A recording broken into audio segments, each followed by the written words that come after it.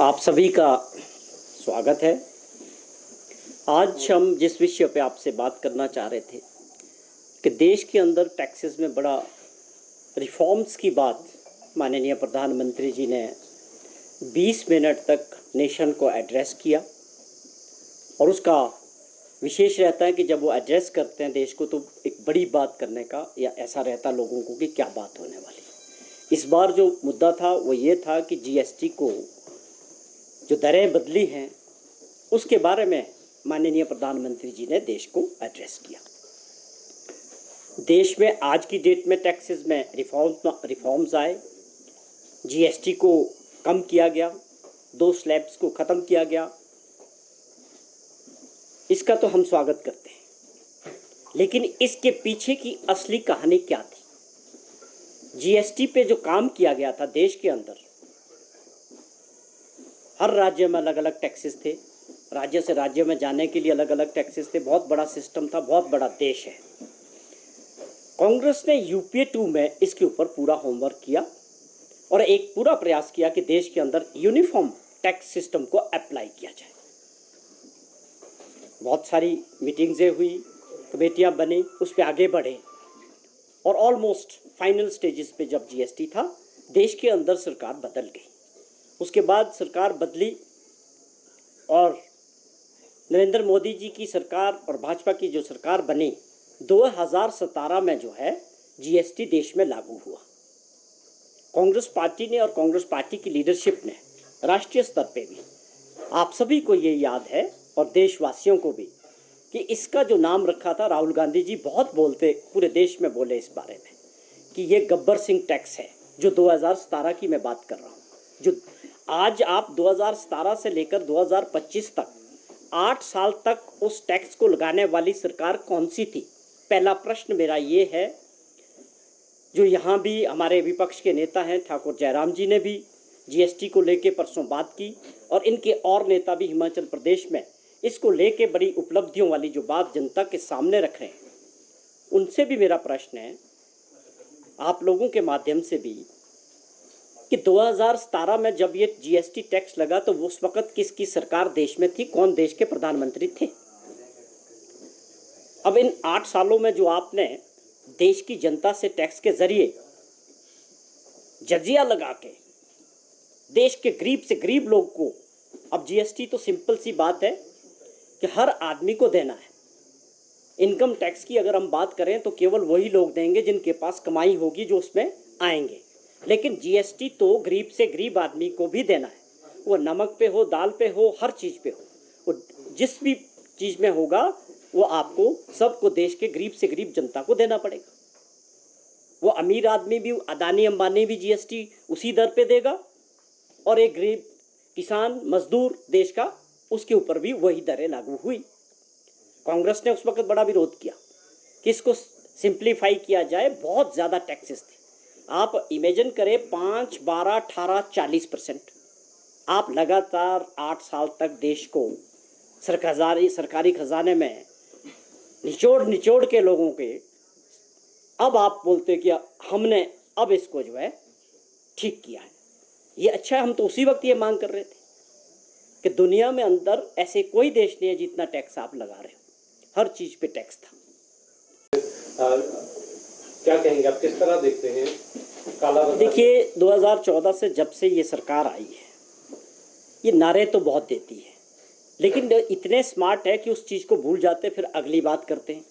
वो 2014 में तो 2 करोड़ नौकरी की बात हुई थी, 15 लाख रुपए हर खाते में होने की बात हुई थी, आप सब के, हम सब के अच्छे दिन आने की बात हुई थी, और जितना भी पैसा है उसमें नरेंद्र मोदी जी और बल्कि उस वक्त के बाबा रामदेव जैसे लोग भी थे जो ये कहते थे कि इतना काला धन बाहर है विदेशों में कि अगर वो आ जाए तो हिंदुस्तान का नक्शा बदल जाएगा। बोलने वाले वही प्रधानमंत्री लगातार हैं। वो काला धन कहाँ आया बताना चाहिए। आप ऐसी चीज़ें बोलते देश बदल जाएगा। भाई, जो आपने खुद बोला उसको तो देश के सामने क्लैरिटी करो कि कितना काला धन बाहर से आया, कितने लोगों को 2 करोड़ के हिसाब से नौकरी मिली और 15 लाख रुपया किसके खाते में गया, और अच्छे दिन क्या उनके भाजपा के जो लोग हैं सत्ता में उनके करीबियों के आए या आम हिंदुस्तानियों के अच्छे दिन आए? ये हमारे भी प्रश्न है। आपने जीएसटी लगाने वाले आप जितना लगा सकते थे उतना लगाया, जितना निचोड़ सकते थे हिंदुस्तानियों को 8 साल निचोड़ा। अब आप बोलते हो कि जब हम बड़ा रिफॉर्म्स कर रहे हैं, आप क्या यही रिफॉर्म्स आप 2017 से करते अपनी गलतियों को छुपाने के लिए? देश का विकास रुक गया, लोगों की कमाइयाँ रुक गई, लोगों के पास काम धंधा नहीं है, नौकरियां खत्म हो रही है। तो मुझे लगता है कोई अच्छा अर्थशास्त्री इनको मिला है जिसने इनको गाइड किया है, क्योंकि सरकार के फाइनेंस मिनिस्टर से तो मुझे ये उम्मीद नहीं है। मोदी जी की जो पुरानी टीम थी उनसे मेरे को उम्मीद नहीं थी, क्योंकि वही टीम तो करने वाली थी। तो इसका मतलब कोई नया अर्थशास्त्री मिला जिसने इनको ये सुझाव दिया है कि आप बहुत ज़्यादा टैक्सेस ले रहे हो, स्वाभाविक तौर पे टैक्सेस कम होंगे, देश के लोगों की बाइंग कैपेसिटी बढ़ेगी, उनके जेब में पैसा बढ़ेगा, तो स्वाभाविक तौर पे उसमें अर्थव्यवस्था में आगे बढ़ने का चांस रहता है। इस तरह के रिफॉर्म्स क्या लगता है बिहार चुनाव से पहले इलेक्शन? बिल्कुल, ये हर बार मैंने जिक्र किया कि हर चुनाव में नया मुद्दा देते, पिछले वालों का कोई हिसाब किताब नहीं है। अब बिहार के चुनाव के लिए सारा तामझाम इस तरह से किया जा रहा है कि इसकी पब्लिक आपने करना था, आप करो, आप भारत सरकार है, कानून बनाते हैं, आप जिस तरह से इसको पब्लिसाइज कर रहे हैं उसके पीछे पूरी तरह से आपकी राजनीतिक मंशा और बिहार का चुनाव दिखता है, या आने वाला कुछ स्टेटों का और चुनाव दिखता है। उसका भी एक कारण है, जो उम्मीद, जो बातें करने वाले और देश के सबसे बड़े राजनीतिक ज्योतिषी हमारे होम मिनिस्टर, वो तो बार बार करते थे जिक्र कि 400 से ऊपर सीटें आएगी लोकसभा में। जिस प्रकार वो घट के सीधी 240 पे आई, उससे इनको सेटबैक तो लगा है कि देश की जनता में जो हम चाहते हैं, देश की जनता कुछ और सोचती है। सरकार बन गई, कुछ लोगों को मिला के, वो अलग बात है, लेकिन जो एक इनका आंकड़ा था 400 प्लस का, वो 240 में रुकना वो बहुत बड़ी बात थी और देश की जनता का मूड को वो बता रही थी। अब इस चीज़ से ये इनको ये भी एहसास है कि बिहार में जो एंटी इनकम्बेंसी है वहाँ की सरकार के खिलाफ और ख़ास तौर पे नीतीश कुमार जी के खिलाफ, वो हम जैसे दूर बैठे हुए लोग, आप लोगों के माध्यम से उसको भनक है, इनको भी है। अब ये इस तरह के रिफॉर्म्स की बात करके देश की जनता को और मतदाताओं को गुमराह करने का ये इनका कोई नया करैक्टर नहीं है। ये चुनाव के दौरान इस तरह की जो कार्यशैली भाजपा की रहती है। जयराम ठाकुर कह रहे हैं कि सीएम और सरकार खजाने में 55 लाख करोड़ रुपए का कलेक्शन किया, तो माननीय प्रधानमंत्री जी की ये ड्यूटी बनती है कि उसको भी जस्टिफाई करें कि वो क्या आज आप क्रेडिट लेने आ गए, देश को, नेशन को एड्रेस करने आ गए, और इनके लोग पूरे देश में ऐसे दिखा रहे हैं कि जैसे हमने इसको कम करके बहुत बड़ा काम कर दिया। लगाने वाले भी आप थे, हटाने वाले भी आप हैं। अब यहाँ आप किसको दोष देना चाहते हैं, किसको गाली देना चाहते हैं कि जी क्या पिछली सरकार ने लगाया था ये जीएसटी? ये बहुत वाजिब प्रश्न है पूरे देश के अंदर कि केवल आप गुमराह करके देश की जनता को, मतलब असली फैक्ट्स को भी छुपाने का प्रयास करेंगे, या लोग इस पे चर्चा नहीं करेंगे, लोग इसको समझेंगे नहीं। ये हमारा फर्ज बनता है कि हम इनको याद दिलाएं कि जब ये भारी टैक्सेस देश की जनता पे लगे थे 2017 में, ये लगाने वाले भी आप ही थे, और आज आप अपनी चीज़ को हटाने के बाद क्रेडिट लेना चाहते हैं। पहले आप पुरानी चीज़ का जवाब दें देश को कि उस पैसे को जो लोगों ने 8 साल पहले, जो लोगों को महंगाई झेलनी पड़ी टैक्सेस के वजह से, उनके जीवन में जो है स्ट्रेस रहा, उसकी जिम्मेवारी कौन लेगा? 8 साल पीछे लोगों के जेब में इतना पैसा नहीं था, इतनी कमाई नहीं थी अर्थव्यवस्था में, फिर भी उनको इतने भारी टैक्सेस सहन करने पड़े। आप क्रेडिट ले रहे हैं। आज भी बहुत सारी ऐसी चीज़ें हैं। 2 साल से लगातार रशिया से क्रूड ऑयल आ रहा है। आप सब ने सुना, अमेरिका के राष्ट्रपति ने बार बार इसका जिक्र किया कि भारत को सस्ता तेल रशिया से मिल रहा है लगातार। तकरीबन 11 रुपये लीटर के हिसाब से इसका कंपनीज को फ़ायदा हुआ पिछले 2-2.5 सालों से। ये सरकार ये बताए कि उस पैसे को, उस जो रेट्स गिरे थे, उसका जो बेनिफिट्स था आम हिंदुस्तानियों को, आम जनता को क्यों नहीं मिला? वो बेनिफिट्स केवल उन कंपनीज तक क्यों रहा जो डील कर रही थी? वो प्रॉफिट केवल उन कंपनीज को मिला, हम आप देश की जनता को पास क्यों नहीं किया? ये बहुत बड़ा प्रश्न है। इसका जवाब कौन देगा? क्या उसकी वो जो पास ऑन होना चाहिए था, डीजल पेट्रोल की कीमतें घटनी चाहिए थी, उससे अर्थव्यवस्था में मजबूती आती, महंगाई में कमी आती। बहुत बड़ा लैप्स हुआ है जिसके ऊपर माननीय प्रधानमंत्री जी और उनकी पूरी सरकार बिल्कुल मौन साधे हुए है। 2.5 वर्षों से लगातार आप कच्चा तेल काफ़ी रियायती दरों से रशिया से खरीद रहे हैं, वो आप अपने देश की जनता को उसका फ़ायदा नहीं मिल रहा है, आम जनता को। ऐसा क्यों? जब भी बाहर कीमतें बढ़ती है वो सीधे तौर पे जो है देश के आम पब्लिक को और जनता के ऊपर उसका बोझ डाल दिया जाता है। जब बढ़ने का बोझ जनता पे डालते हो तो जब वो घटा था उसका फ़ायदा भी हिंदुस्तान की जनता को मिलना चाहिए था। ये भी हमारा एक बहुत बड़ा प्रश्न है जो यह डंका बचाने की कोशिश करते हैं प्रदेश के अंदर विपक्ष के नेता और दूसरे भाजपा के नेता। ये मेरा दूसरा उनसे प्रश्न है कि आप बताएं कि जीएसटी 2017 से 25 तक किस सरकार ने लगाई थी? भारी टैक्सेस थे, और आज इसका आप इस तरह से हमें धन्यवाद करना उस व्यक्ति का जिसने उनको ये माननीय प्रधानमंत्री जी को ये सुझाव दिया कि आपने बहुत निचोड़ दिया है देश की जनता को। उनके पास पिछले 2-2.5 सालों से जो सर्वे आ रहे हैं, लोगों की कमाई घट रही है, बढ़ नहीं रही है, जो समय के साथ इन्फ्लेशन के साथ बढ़नी चाहिए थी। मुझे लगता है ये सारे जब डाटा इकट्ठा हुआ होगा तब जाके ये फैसला लिया होगा। ठीक है, अभी देखना होगा कि आम आदमी को हिंदुस्तान की कितने लेवल तक इसका बेनिफिट मिलता है। हमारा प्रश्न फिर से एक वही है कि जो चीज़ 2017 में गलती की, 8 साल बाद उस गलती को सुधार रहे हो, और इतने 8 सालों में जो देश की जनता का आपने पीस दिया टैक्सेस के अंडर, उसकी जिम्मेवारी कौन लेगा? आज भी बहुत सारी ऐसी चीज़ें हैं जो लग रही कि बहुत सारी ऐसी खाने पीने की चीज़ें हैं जिसके ऊपर टैक्स ख़त्म कर दिया गया है। 5% की दर से वो 0 पे लाई गई है। लेकिन अभी भी मेरे पास जो फीडबैक आया है उनमें आपके भी कुछ लोग हैं और भी है जो ये बता रहे हैं कि बहुत सारी चीज़ों के जो प्राइसेस थे जो कम होने चाहिए थे वो कंज्यूमर के पास अभी तक उसका इम्पैक्ट नहीं आया है मार्केट में। मैं आपको कुछ दिखाऊंगा कि ये प्राइसेस होनी चाहिए थी। इनमें बहुत सारी ऐसी चीज़ें हैं जब आप इनको ख़रीदने मार्केट में जाएंगे तो वो आपको वो फ़ायदा जो मिलना चाहिए वो नहीं मिल पा रहा है। इसके ऊपर ध्यान देने की ज़रूरत है कि ऐसा क्यों हो रहा है। जब ये उम्मीद जगाई गई कि बहुत सारी चीज़ें हैं, खाने पीने की ऐसी वस्तुएं जो टैक्स के दायरे से ही बाहर कर दी गई है, अब वो जो टैक्स कम हुआ उस पर उसका बेनिफिट उन कीमतों में आना चाहिए था, उस चीज़ की कीमत कम होनी चाहिए थी और आम आदमी को, आम कंज्यूमर को वो चीज़ उतने कम दाम पे मिलनी चाहिए थी मार्केट में देश के अंदर। पर अभी भी इसके ऊपर क्लैरिटी नहीं है कि ऐसा क्यों हो रहा है। ये भी हमारा एक प्रश्न है। तो कहने का मतलब है कि करेंगे भी आप ही, क्रेडिट भी आप ही लेंगे। उसके अलावा 2 दिन पहले इन्होंने पूरे देश के अंदर अपने स्पोक्सपर्सन भेजे हैं कि आप जो है जीएसटी को लेके पब्लिसिटी करें देश के अंदर। वहाँ आपके लोगों ने भी हर जगह प्रश्न पूछे हैं कि भैया कौन था लगाने वाला।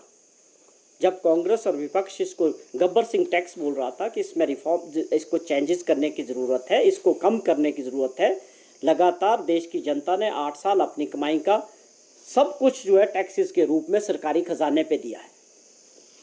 अब आपको गलती का एहसास हुआ, चलो अभी भी फिर भी वक्त है कि लोगों को कुछ राहत मिलेगी इस उम्मीद के साथ। पिछले दिनों इनके स्पोक्सपर्सन आए थे शिमला में। ये लगातार ये ट्रेंड रहता है, जो हमारे हिमाचल प्रदेश के भी सीनियर लीडर्स हैं भाजपा के, वो भी बार बार इस बात का जिक्र करते हैं कि बहुत सारी मदद जो है भारत सरकार से हिमाचल प्रदेश को, राज्य को मिल रही है। ये बार बार हर दूसरे तीसरे दिन इस तरह की स्टेटमेंट सोशल मीडिया पे, प्रिंट मीडिया पे, इलेक्ट्रॉनिक्स पे ज़रूर मिल जाती है भाजपा के किसी न किसी नेता की। मैंने पहले भी जिक्र किया था कि आपको ये चीज़ बोल के गुमराह नहीं करना चाहिए। जहाँ तक भारत सरकार से हमारे अधिकारों की, पैसे की या सहायता की जो बात होती है उसमें हम सबको एक मत होना चाहिए। आप ये गिना के क्या करना चाहते हैं? क्या आपदा नहीं है हिमाचल प्रदेश में? 23 में नहीं आई या 25 में आपदा नहीं है? अगर आपदा नहीं थी तो माननीय प्रधानमंत्री क्यों आते? वो आए हैं, उन्होंने इस बात को एक्सेप्ट किया है कि हिमाचल प्रदेश में बहुत नुकसान हुआ है। एग्जाम्पल के तौर पे 23 में अगर 10,000 करोड़ रुपए का नुकसान हुआ, एक ऐसा राज्य जिसका बजट 54,000 करोड़ का हो सारा, उसके ऊपर एकदम ऐसा खर्चा आ जाए 10,000 करोड़ का, जो उसमें कहीं प्रोविजन ना हो, क्योंकि नेचुरल क्लेमिटी की तरफ से, जिसके बारे में ना हमने कल्पना की, ना बजट बनाने वाले ने कल्पना की, ना किसी ने किया, उस नेचर की वजह से हुआ। अगेन 25 में अगर अभी 6,000 करोड़ रुपए का नुकसान हो गया, अब आप बताएं कि एक छोटा सा राज्य इन पैसों का इंतजाम कहाँ से करेगा?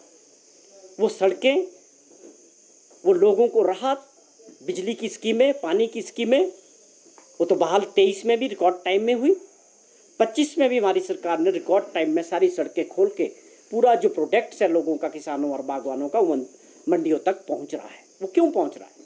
जब सरकार एक्टिव मोड में है, अधिकारी काम कर रहे हैं, उनसे काम लिया जा रहा है।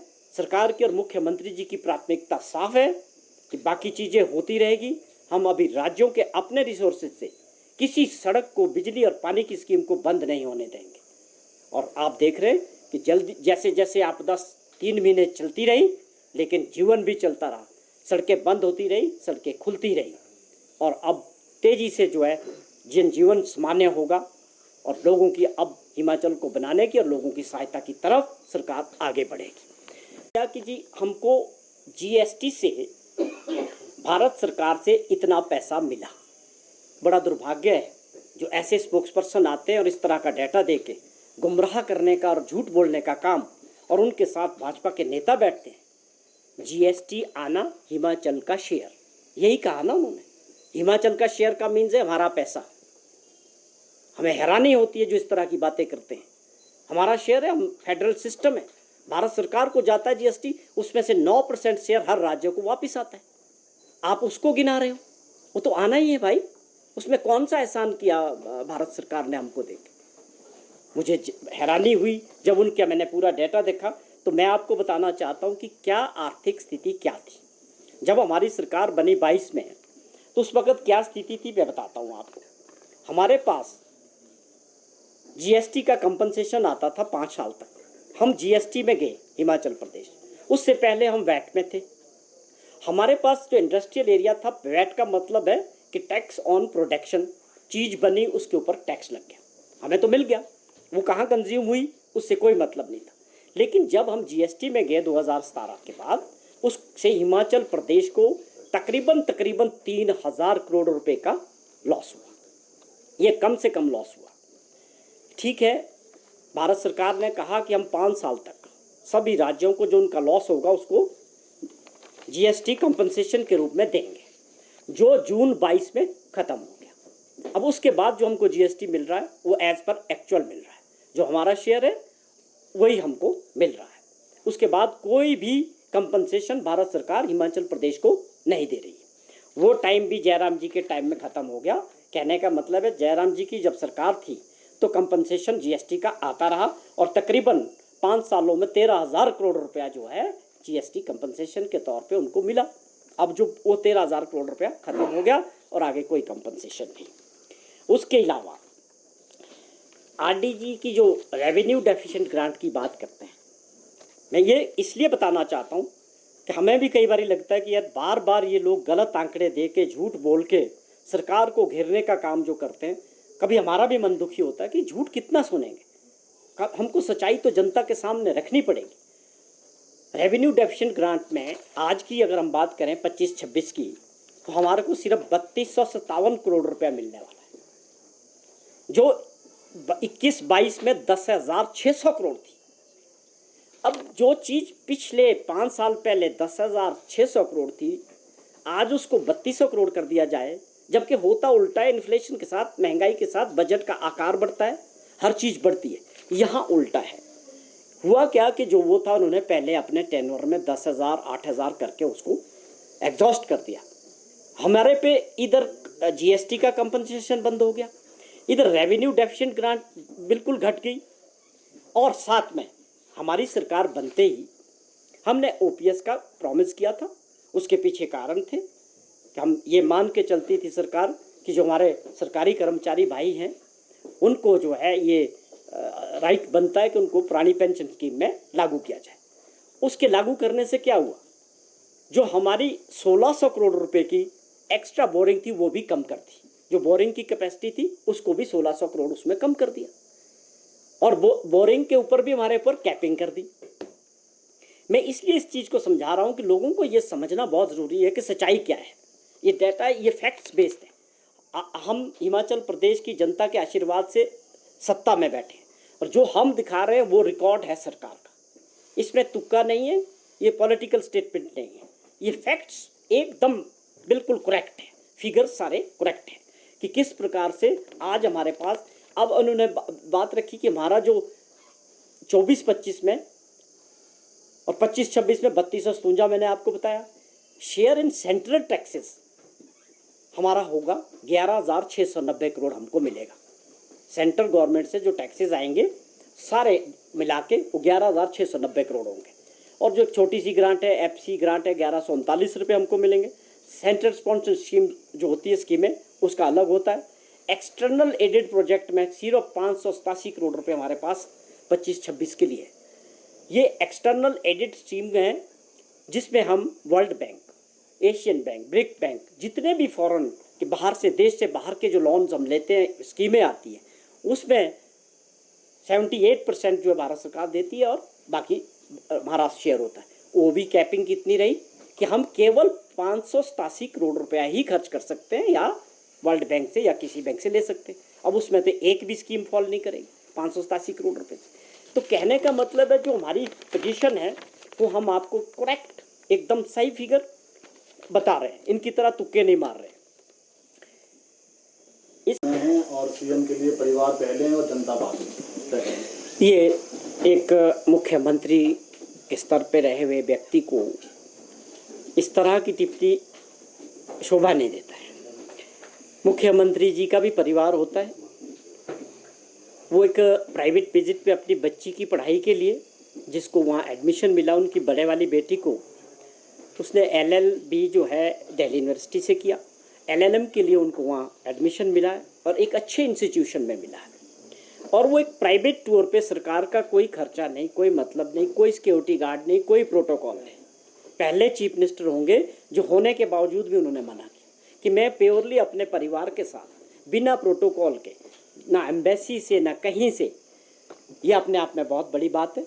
मुख्यमंत्री जी की सादगी को और आम परिवार से होने की बात को आप सभी जानते हैं, और इनको प्रॉब्लम ये है कि 3 साल का कार्यकाल होने वाला है। कोई बड़ी बात मुख्यमंत्री जी के खिलाफ और सरकार के खिलाफ इनके पास नहीं है। जब नहीं होती है तब आप इस तरह की पर्सनल बातें करते हो और इसका मजाक बनाएं। मुझे बड़ा अफसोस होता है कि भाजपा हिमाचल प्रदेश में भी उसी रंग में आ गई जो इनका नेशनल लेवल का रंग है। यहाँ पर इन्होंने पेड ट्रोल आर्मी तैयार की है। अभी मैं आपसे बात कर रहा हूँ तो इस वक्त तक 50 लोगों ने गाली दे चुके होंगे उसमें। लाइव में आप देखेंगे, आप चेक कर सकते हैं। ये बड़ा अनफॉर्चुनेट है, दुर्भाग्यपूर्ण है। हिमाचल प्रदेश में ऐसे करने की आवश्यकता क्या है? 5 साल बाद कौन सत्ता में आएगा वो प्रदेश की जनता है, लोकतंत्र तय करेगा। आप इस तरह के पेड लोगों को रखे, फेक आईडी बना के गाली देने का काम करना, ट्रोल करने का काम करना बहुत दुर्भाग्यपूर्ण है। और इसका सबसे बड़ा कारण है कि भाजपा लीडरलेस है, एक आदमी को लीडर नहीं मानती। अलग अलग ग्रुप बने हैं, जहाँ जिस परिवार में ऐसी परिस्थितियाँ बनती है वहाँ सब अपनी नेतागिरी को चमकाने के लिए कोई किसी के पारिवारिक पर्सनल यात्रा पे बोलेगा, कोई किसी चीज़ पे बोलेगा। मेरी इनसे हाथ जोड़ के प्रार्थना है कि अभी भी प्रदेश को चलना शुरू हुआ है, बहुत नुकसान हुआ है। हम 20 साल पीछे चले गए। उसकी ओर सोचो, उसकी ओर मिल के कैसे आगे बढ़ना है, इस पे काम करो। अगर आपकी सरकार है, प्रधानमंत्री जी खुद बोल रहे मेरा दूसरा घर है, उसके ऊपर ध्यान लगाओ कि उनसे हमको हिमाचल प्रदेश के लिए कैसे एक 5-7-10 हज़ार करोड़ रुपए का स्पेशल पैकेज लेने की बात करनी चाहिए। जब वो बिहार के चुनाव में स्पेशल पैकेज की घोषणा कर सकते हैं, दूसरे राज्यों में जहाँ जहाँ चुनाव होते हैं वहाँ स्पेशल पैकेज मिलता है, लेकिन जहाँ प्राकृतिक आपदा आती है, जहाँ जीवन खतरे में है, वहाँ के लिए स्पेशल पैकेज नहीं है। तो क्या स्पेशल पैकेज केवल वोट के नज़रिए से ही रह गया? ये बहुत दुर्भाग्यपूर्ण है। हमारे माननीय प्रधानमंत्री जी से भी प्रार्थना है कि वोट से ज़्यादा प्राथमिकता उन राज्यों को दें जहाँ पर लोगों का जीवन खराब हो गया, जहाँ राज्य खराब हो गए। तो मेरी ये प्रार्थना हिमाचल प्रदेश के नेताओं से भी है, जयराम जी से भी है कि आप इतनी कैसे कर सकते हैं मुख्यमंत्री के खिलाफ और उनके बच्चों के खिलाफ। उनका परिवार है, उनकी बेटी है, ये आपके भी हैं और बहुत लोगों के बच्चे पढ़ते होंगे, पर कांग्रेस कभी इस नज़रिए से न कभी बयान देती है न ही सोचती है। आपकी सरकार ने तो ये